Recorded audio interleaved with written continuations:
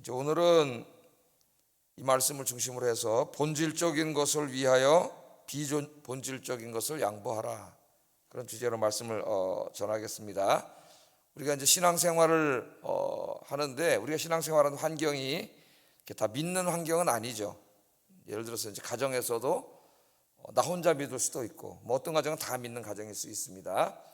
그럴 때 이제 내가 가정 식구들과 함께 생활을 하면서 나 혼자 이제 주일날, 수요일날, 뭐 금요일날 새벽에 이렇게 교회 나오는 문제가 가족들의 삶과 이렇게 연결될 수가 있어요. 믿지 않는 가족들과.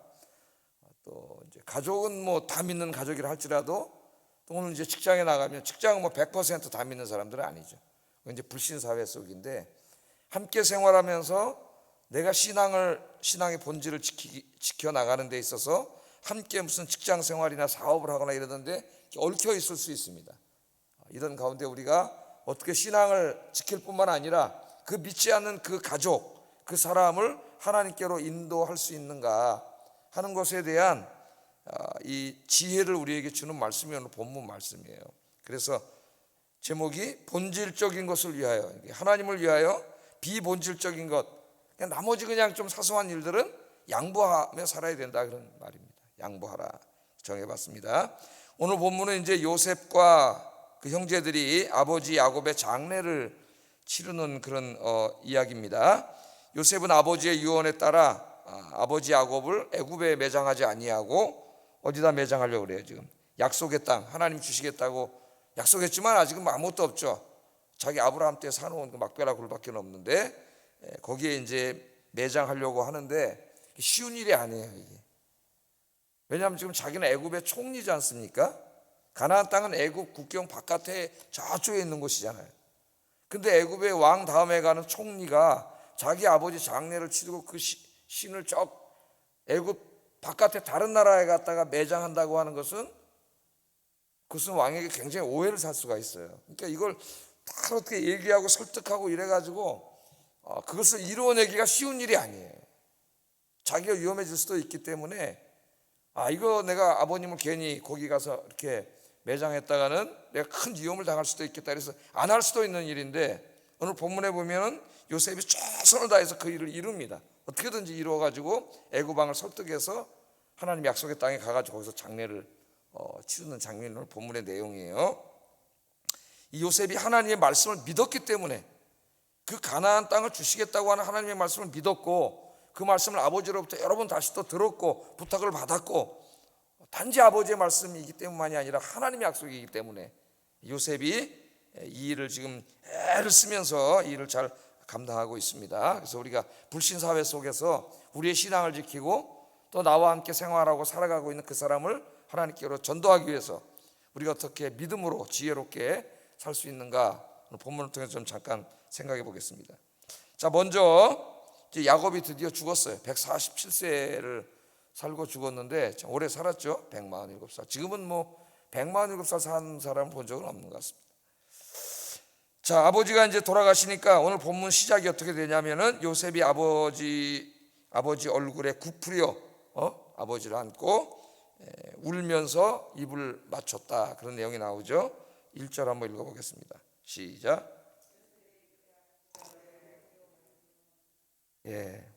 요셉도 이미 우리 지난 시간에 공부한 것처럼 아버지 유언을 다 들었어요. 내가 이제 내 조상의 품으로 간다. 그러니까 죽어서 영원히 이별하는 게 아니라 나보다 먼저 죽어서 하나님 품에 가 있는 아브라함과 이삭과, 그죠? 내 조상들이 있는 곳으로 하나님 품으로 내가 간다고 다 이야기하고, 요셉도 그걸 다 알고 있습니다. 그런데 이제 살아난 아버지가 돌아가셨잖아요. 그것도 요셉에게는 너무 특별한 아버지죠. 오랫동안 몇십 년 동안 헤어져서 17살 때 헤어졌다가 못 만나다 20여 년 동안 못 만나다가 이제 만나서 몇 년 같이 살았어요. 17년 살았다 그러잖아요. 애굽에서 17년 동안 살았는데 뭐 요셉은 궁에 있고 아버지는 고센 땅에 있었기 때문에 자주 만나지는 못했겠죠. 총리가 뭐 아버지 만나러 매일 어떻게 했겠어요.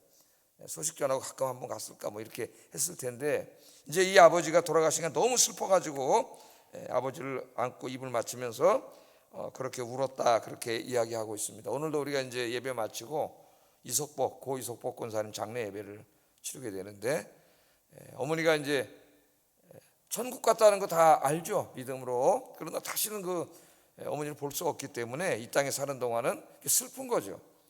그러니까 여기에 이제 사랑하는 사람을 먼저 보내고 여기서 우리가 슬퍼하고 우는 것은 믿음이 없는 것이 아니고 당연한 것입니다. 우리 인간에게 당연한 인지상정이죠. 그러나 우리는 슬픈 가운데 영원히 슬퍼하거나 이제 이게 끝이구나 이렇게 생각하지 않죠. 왜? 하나님 품에 낙원에 지금 가서 안식하고 계시기 때문에 언젠가는 우리도 죽어서 만날 그날을 확신하잖아요. 또 우리 주님 재림하는 날 부활한다는 걸 확실하기 때문에 슬픈 가운데도 어때요? 우리는 절망하지 않고 위로를 받습니다. 그래서 이 사랑하는 사람이 떠난 이후에 정말 다른 말은 다 위로가 되지 않아요. 부활하여 다시 만난다, 그날이 있다는 그 말만 위로가 됩니다. 사실 나머지 무슨 위로가 되겠어요? 위로가 되지 않아요. 그래서 오늘도 이제 또 시간이 되시는 분들은 발인 예배를 이제 교회에서 8시에 출발하는데 발인 또 더 시간 있으신 분은 고별 예배까지 좀 참석하셔서 권사님 평생 우리랑 같이 신앙생활 하셨는데 가시는 길에 우리 가족들을 위로하고 그렇게 했으면 좋겠습니다. 우리 인생이라고 하는 것이 언젠가는 다 그렇게 되잖아요. 내가 먼저 갈 수도 있고요. 어떻게 보면 먼저 가는 사람이 편한 거예요. 남은 사람은 그 먼저 간 사람은 계속 그리워하면서 또 혼자 살려니까 얼마나 고독하겠어요. 고독하고 외롭고 그렇게 살다가 가는 거죠. 이 권사님이 이제 교회에 오셔요. 식당에 오시면 제가 이제 앉아 계실 때 이렇게 인사를 드리고 말을 하면은 너무 고독합니다. 이런 얘기. 장례식 할 때 참 이제 그렇게까지 얘기 못한 자식들이 있어가지고 혼자 계시지 않습니까? 당뇨로 이제 병이 있고 합병증 때문에 잘 움직이지도 못하고 진짜 체력을 잘 건강을 잘 보존해가지고 교회 오는 게 낙이에요. 교회 오는.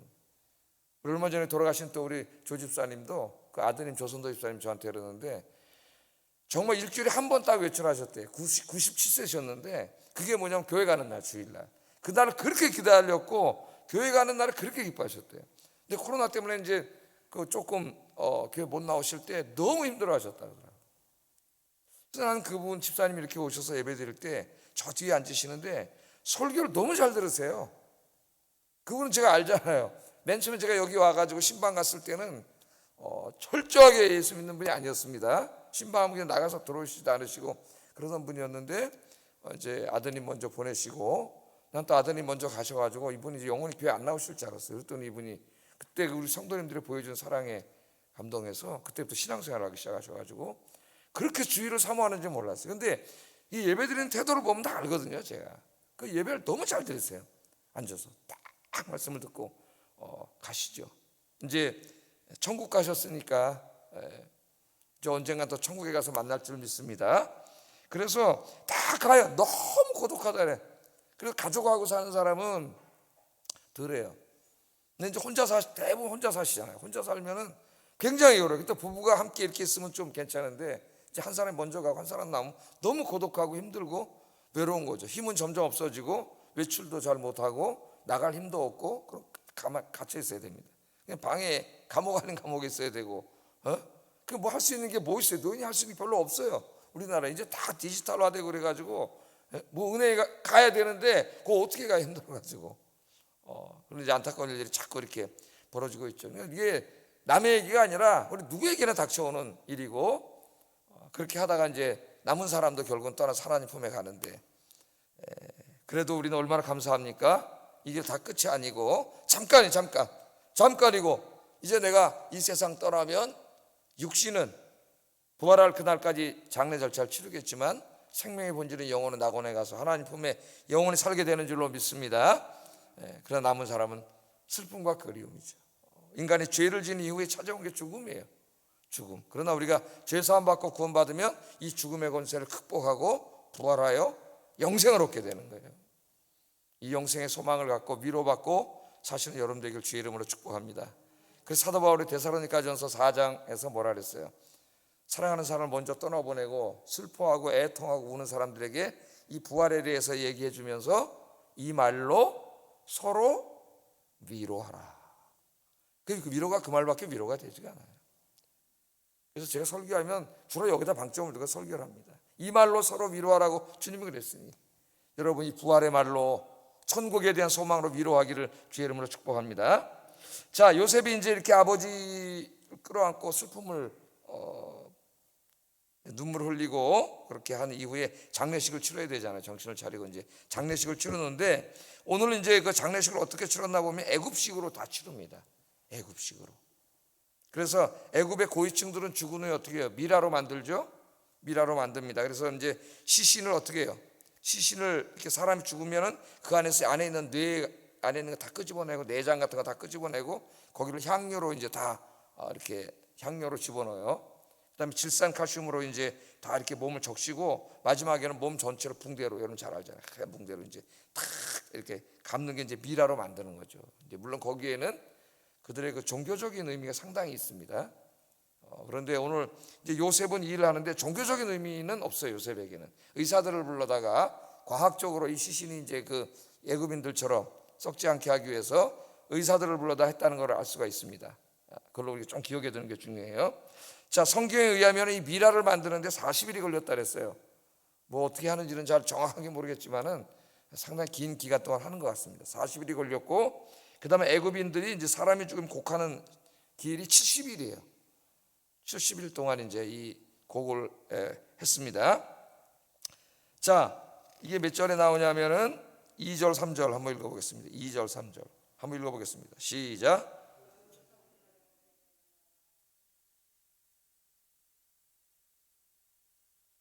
(40일이) 걸렸으니 힘으로 처리하는 데는 이 날수가 걸림이며, 애굽 사람들은 70일 동안 그를 위하여 곡하였더라. 그러니까 모든 장례 절차를 애굽식으로 한 거예요. 그럼 이제 사람들이 이렇게 물어볼 수가 있죠. 아니, 그렇게 믿음이 좋은 요셉이 그 왜 애굽의 종교와 문화의 영향을 받고 있는 애굽식으로 이렇게 다 장례를 치르냐, 아버지 장례를. 그렇게 물어볼 수 있습니다. 그런데 성경 말씀을 잘 순서대로 읽어보세요. 애굽 사람이 하는 장례식을 70일 동안 다 장례 절차들을 한 다음에, 그 다음에 뭐를 합니까? 요셉이 그때야 비로소 애굽의 신하들을 시켜가지고 왕한테 가서 우리 아버지 시신을 이 애굽 땅에 매장하지 않고 저 가나안 땅에 매장하게 허락을 좀 받아달라, 그 부탁을 비로소 그때 하죠. 왜냐하면 우리 아버지가 돌아가시기 전에 거기 사셨고, 거기에 이미 그 매장터를 다 만들어 놓으셨고, 그래서 거기에 유언을 하셨기 때문에 거기에다 매장을 해야 된다. 그때야 비로소 이야기를 하는 거예요. 그러니까 그 요셉이 얼마나 지혜로운가를 보세요. 여기 보면은 요셉의 믿음과 지혜가 여기 잘 나타납니다. 믿음은 그냥 막 무대뽀로만 하는 게 아니에요. 첫째, 믿음은 뭐예요? 하나님이 주신 약속의 땅이 애굽이 아니라 가나안 땅이라는 거, 하나님의 약속의 말씀을 100% 신뢰하고 믿는 겁니다. 그걸 믿지 않으면 이런 행동을 할 리가 없겠죠. 지금 그들은 애굽에 살고 있어요. 이미 산지 오래됐어요. 그 가족이 내려온 지도 17년이 됐습니다. 고센 땅을 왕이 하사했어요. 거기 고센 땅에 이제 막 목초지가 있고, 양도 뭐 가축도 더 많아지고, 다 집 짓고, 총리니까 뭐 총리의 형제들이니까 얼마나 잘 살았겠어요. 거기 다 이미 자리를 잡았어요. 미국에 이민 가서 여러분 20년 살면서 거기 집 사고 좋은 직장 갖고 다 가진 상태라고 생각하시면 되겠어요. 성공해가지고 이제 그런 상태에 지금 이렇게 있는데, 그냥 거기다 매장하면 가족도 다 있고 자식도 있고 손주도 있고 거기 다 있는데 얼마나 좋아요. 그런데 요셉은 하나님의 약속의 말씀을 믿은 거예요. 아버지의 유언이기도 하지만 아버지의 유언이라서만이 아니라 하나님의 약속의 땅이죠.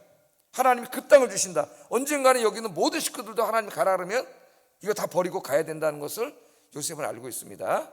이제 내일 살펴보겠지만 그도 죽을 때에 자기가 가나안 땅으로 가면은 자기 해골을 파서 그리로 가져가 달라고 부탁을 하잖아요. 나중에 모세한테 그런 부탁을, 이제 모세가 그걸 나중에 하게 되지 않습니까? 여러분, 그러니까 이 믿음은 하나님의 약속에 대한 확신이에요. 확신. 제가 아침에 와서도 기도하면서 이제 오늘 장례식도 있고, 저도 이제 나이를 먹어가면서 언젠가는 우리가 죽게 되고, 그러면은 뭐 죽을 수밖에 없는 거 아닙니까? 그럼 이제 우리가 공부한 대로, 우리가 믿은 대로 우리의 영혼은 낙원에 가서 안식하고, 육신은 장례를 치르고 거기서 안식하고 있다가 부활의 그날 영광의 몸으로 부활해서 하나님의 나라에서 영원히 산다는 그 믿음과 소망, 그게 하나님 약속이잖아요. 약속.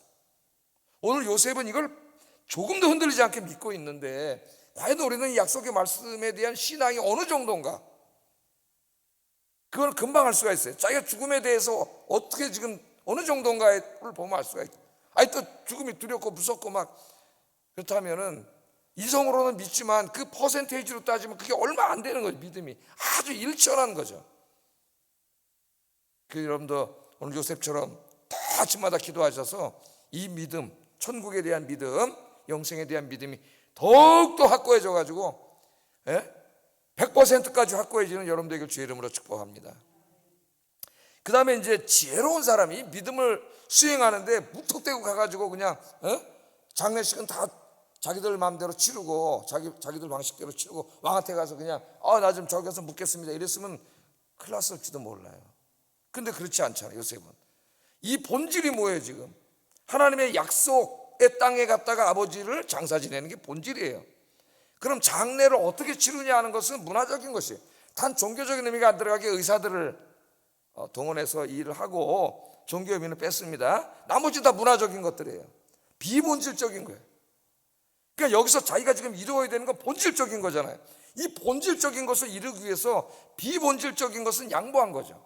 그래서 애굽의 식대로 그들이 좋아하는 대로 신뢰할 만한 대로 지혜롭게 70일 동안 다 장례를 치르고 난 다음에 가서 이걸 부탁을 한 거죠.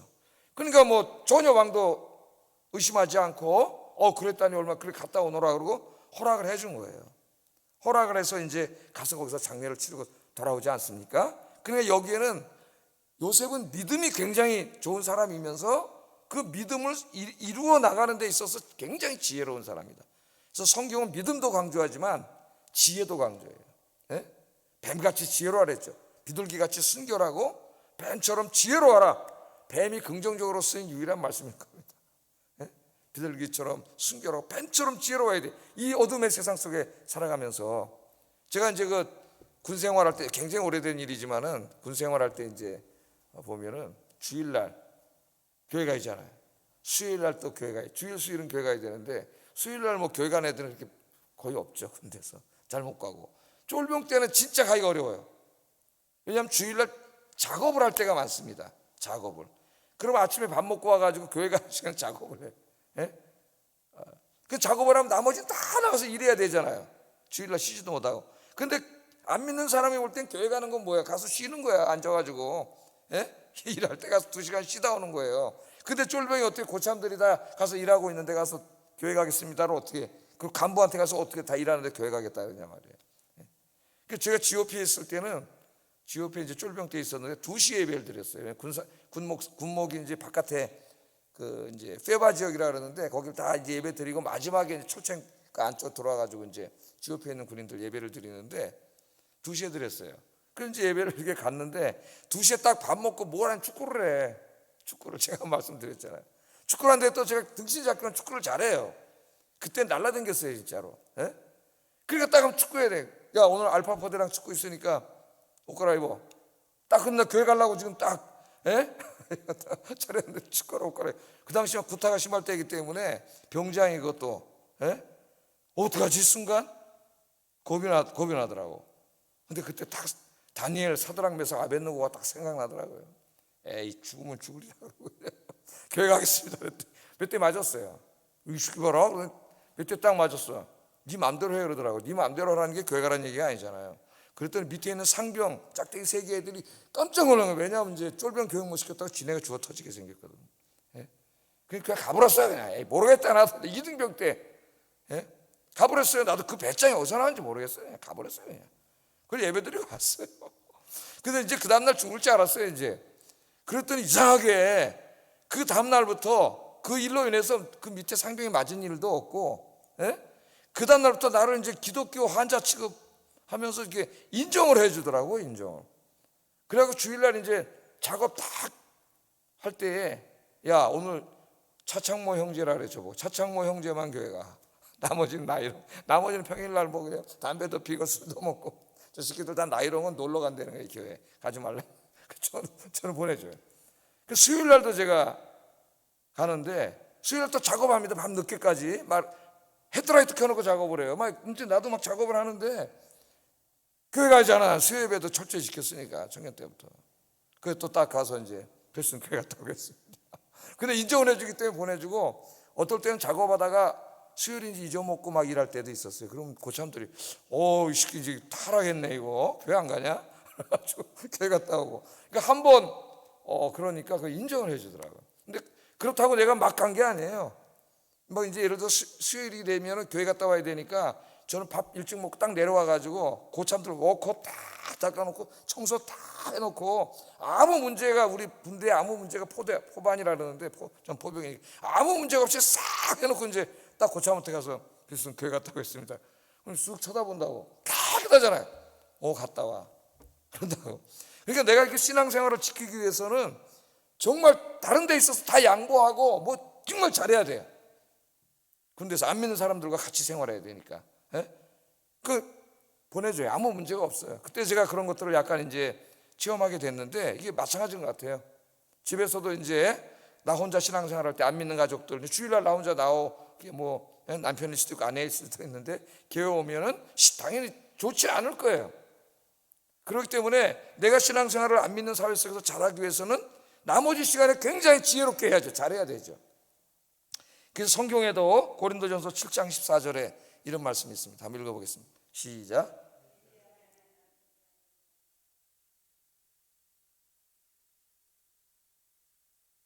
그렇지 아니하면 너희 자녀도 깨끗하지 못하니라. 그러나 이제 거룩하니라. 아멘. 그러니까 남편만 믿는 집도 있고 아내만 믿는 집도 있을 때 그 남편과 아내의 지혜로운 이 믿음의 삶이 배우자를 감동시켜서 배우자를 하나님께로 인도할 수 있게 한다는 거예요. 그래서 나머지에서는 어때요? 내가 예배를 드리는데 방해받지 않고 또 언젠가는 저 사람을 아내이든 남편이든 자식이든 부모이든 하나님 전으로 인도하기 위해서는 나머지 일주일 동안 어떻게 돼요? 굉장히 지혜롭게 해야 되는 거죠. 양보하고 고집부리거리지 말고 비본질적인 거, 신앙이 비본질적인 거 서로 양보. 직장에 가서도 마찬가지죠. 내가 예배 드리고 또 저 사람 언젠가 전도하기 위해서 나머지 좀 양보하고 친절하게 대해주고 일도 좀 도와주고 어떤 때 커피도 한 잔 사주고 이런 게 굉장히 지혜죠. 우리 이제 전도할 때 이 노방 전도도 있고 축허 전도도 있고 우리가 다 하죠. 관계 전도가 있잖아요. 우리 이제 새생명 축제할 때 했던. 근데 오랫동안 알고 있는 사람들을 이제 교회로 인도하는 건데 오랫동안 알고 있는 사람 전도하기가 제일 힘듭니다, 사실은. 왜냐하면은 그 사람 내가 어떻게 살아왔는지 다 알고 있기 때문에 내가 엉망을 살았으면 전도할 수 없어요, 그 사람. 그래서 지금부터 우리가 그 영혼을 구원하기 위해서라도 정말 지혜롭게 많이 도와주고 친절을 베풀고 사랑을 베풀고 비본질적인 건 다 양보해주고 난 바다로 가고 싶은데 산에 가자 하면 좀 산에도 같이 따라가지고 이렇게 우리가 지혜롭게 살 때 우리가 신앙생활을 편하게 할 수 있을 뿐만 아니라 그 영혼을 구원하게 될 줄로 믿습니다. 그래서 불신사회 속에서 우리가 살아갈 때 이제 내 신앙생활과 그 영혼을 구원하기 위하여 비본질적인 신앙의 비본질적인 문제는 양보하고 본질적인 것을 붙잡기 위해서 양보하며 지혜롭게 살아가시는 여러분 되기를 주의 이름으로 축복합니다. 기도하겠습니다. 두 가지를 기도하겠습니다. 영원한 하나님 나라에서 부활의 영광스러운 몸으로 사랑하는 사람들과 사는 날을 소망하며 살게 하소서. 이 땅에 소망 두지 말고. 두 번째, 신앙의 본질을 지키기 위해 작은 것들, 비본질적인 것들을 양보하여 신앙생활이 방해받지 않을 뿐만 아니라 동료들을 구원하는 삶을 살게 하소서. 기도하겠습니다.